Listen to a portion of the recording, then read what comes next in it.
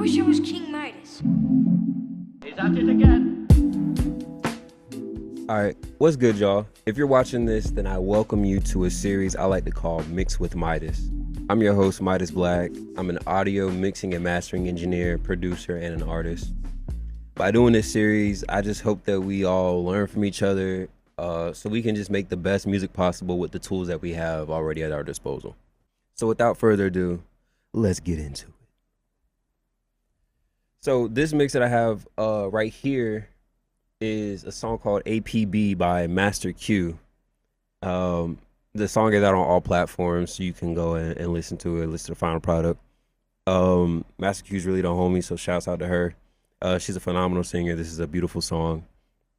And yeah, I'm just gonna get into the processing that I did for the beat of the song. But before I do that, I'm just gonna do a quick little playthrough of it all so we can just hear how it all sounds.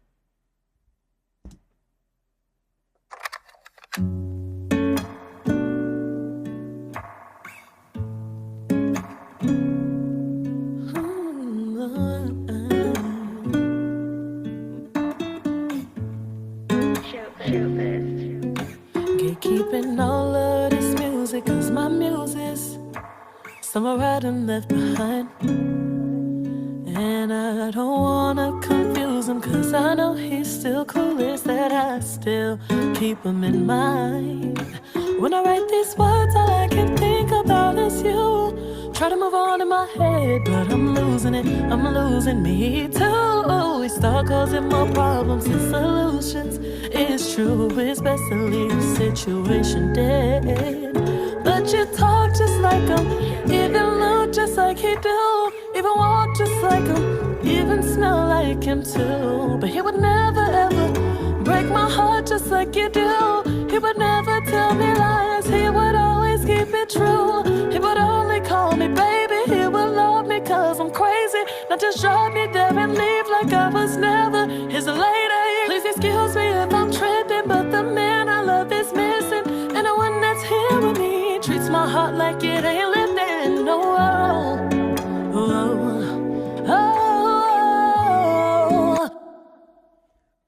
All right, yeah, that's a good place to just stop at. So what I have right now, I'm gonna mute the vocals. What I have right now is the 2-track. Obviously, you can see it's just a stereo 2-track.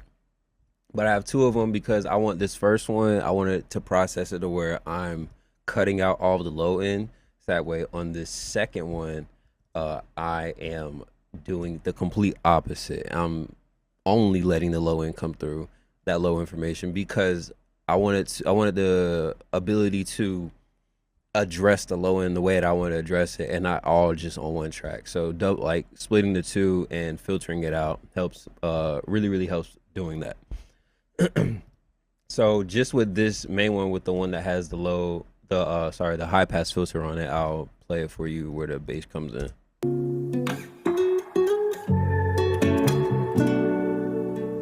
So you don't really hear, it's just really that guitar and the body of the guitar that I really wanted to like have here.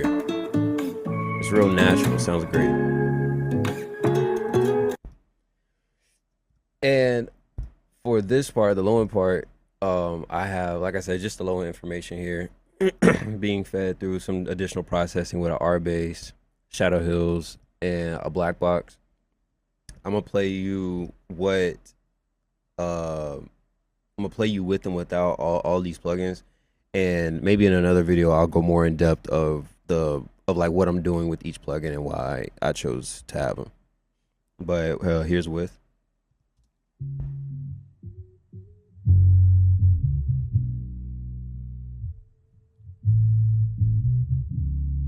And without.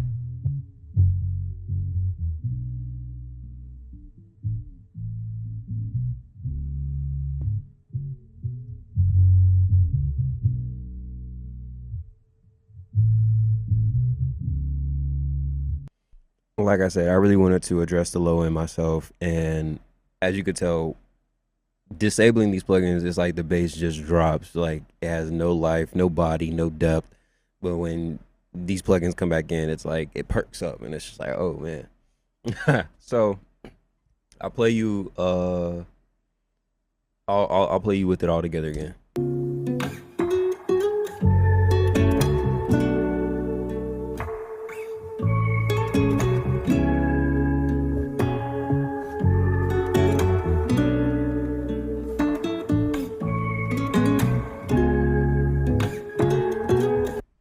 Also, what I'm doing here with the low end, I have the regular stereo track here, panned out like how stereo tracks are. But for this one, for the low end one, I wanted to be more in a mono. But like I understood also that the low end of it, it could be spread a little bit when it was too up the middle. I feel like it was just too aggressive. So to compensate for that, I just panned a little bit to the left, panned a little bit to the right. But I have all of this being fed to my master bus channel for the two tracks, and this is a technique that Jason Joshua graciously gave out, which is he puts all, so shout out Jason Joshua. He puts all of his NLS buses in a row, starting with the mic, and he'll go spike, and it'll like be mic, spike, mic. And normally with this first one, he'll have it at 0.5 for the drive, but it was just hitting too much, so I turned it all the way down. And I got rid of the 2 spikes because it was also just being aggressive. I just wanted it to be round. I didn't want it to be like, like too exciting, because the guitar was already pretty exciting on its own. And I have it going into an EQ here that just does a high pass at 20. And I'm doing that because I know you're probably thinking like, well, that gets rid of all the low end. It does for this part because it's like a parallel. It's a like parallel processing. So it does for this part because I didn't want it to be too much. But all that low end information is still there. I just didn't want this to overexcite the low end that's there in the actual 2-track. So I'll play you with and without. Hello.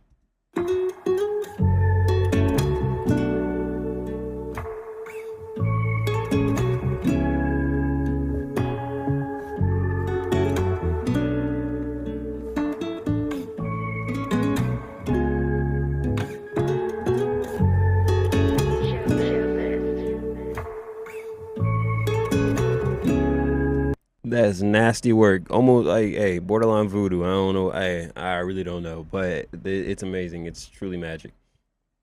So yeah, and so I have this master bus going into a beat bus, and I'll normally do this in a lot of my mixes where I'll have all of the music being fed to a beat bus, but then that beat bus is being fed to an all music bus. But we'll get into that in a little bit. The beat bus here is, well, let me get rid of some plugins I'm not really using.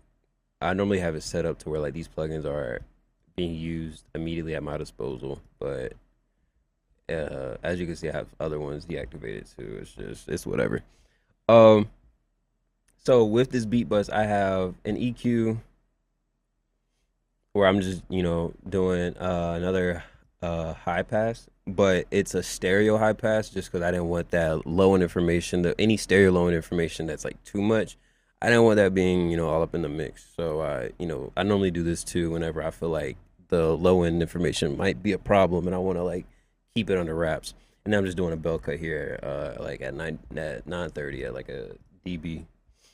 I have that going into the Slate Digital mastering console where I'm not touching it at all for compressing. I'm just doing dynamic perception a little bit here, and I'm just smoothing it out a little bit, really just to get the detail of the guitar to pop through a lot more. I have that being fed to a gate just because of all these NLS buses. You're getting a lot of analog emulation, which is just noise floor for real.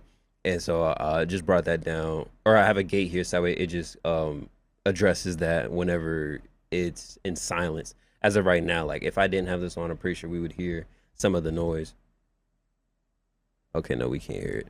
But when I'm listening on the monitors and I have this disabled and I'm like, and if it's not there, like you can honestly tell. And I'll have that being fed to a standard clip here. Like I said, just to attenuate anything that might peek out. It really just glues everything together. I'll play you the tracks with them on and off.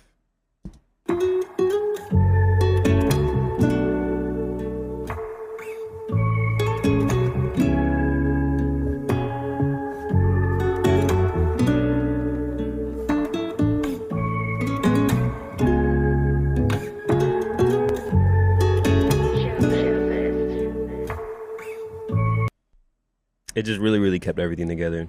So then I have that beat bus, like I said, being fed to an all music bus here, where I only normally only have one plugin on this bus, which is a BX Focusrite.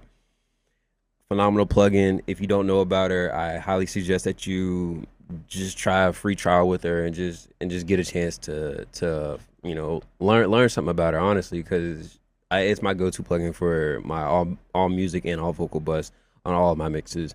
I might do additional processing depending on the mix if it's needed, but a lot of times here, this is the only thing that's here. And with this, I'm only doing a little bit of compressing, but I have it, I dialed the mix back, so it's not, so you're not really hearing it a lot. You're really just feeling the compression that's happening, and it's also really slight. Like ratio wise, I'm at like 1.5 for the ratio. I'm not doing any EQ moves or any other additional moves in this area. I normally keep the mix between 20 to 30, maybe 20 to 40, just depending on the mix, because a lot of times, like I said, I just want this as like an additional gluing of all of the music and just all of like the tracks and everything. It's just like another thing to do prior to it hitting my mix bus, so I can just control things. And what I really love about this plugin though is the TMT that they have here. Depending on the channels that you choose, like it changes what it changes what it is, like, and how it sounds, because it's emulating the analog desk. So, and each channel has a different sound, like very slight, minute changes, but it's musical changes because it's actual hardware gear and it's realistic, and it's not just ones and zeros when it comes down to like how it is with these plugins. So by them doing this is truly a hack. It's a cheat code. I love it.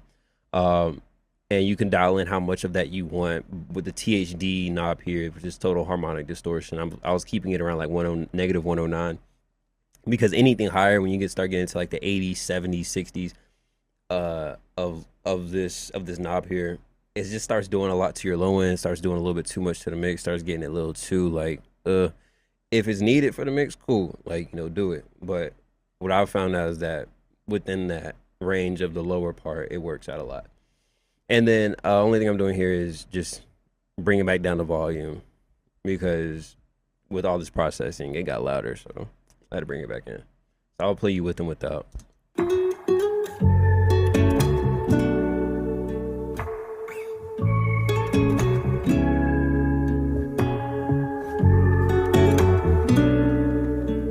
See, it got louder.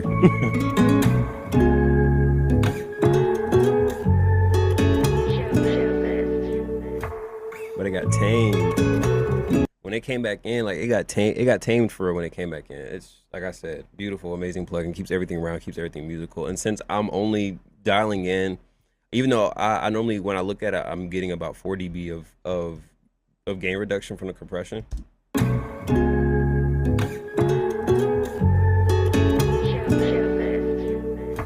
Since I only have the mix here at like 24%, you're not hearing a lot of that compression happening. Like you're more so just feeling it. Your ears are like are realizing that like it's not a whole lot of this going on, but it's like a whole lot of this. You know what I'm saying? So yeah, that's really all that I have for the mix when it comes down to the instrumentals here. Like I said, there wasn't a whole lot going on with this song. In the next video, I will tap into what I did as far as like her vocals and everything. But you guys let me know down in the comments below, or just DM me or whatever, of what you might want to hear. Some songs that I've mixed. Definitely, like I said, go listen to APB by Master Q. It's out on all streaming platforms. Like, comment, subscribe to this video, and I'll put a link in the description below so you guys can access my website and book sessions with me. You get your songs mixed by me. And thank you for tuning in. See you the next time.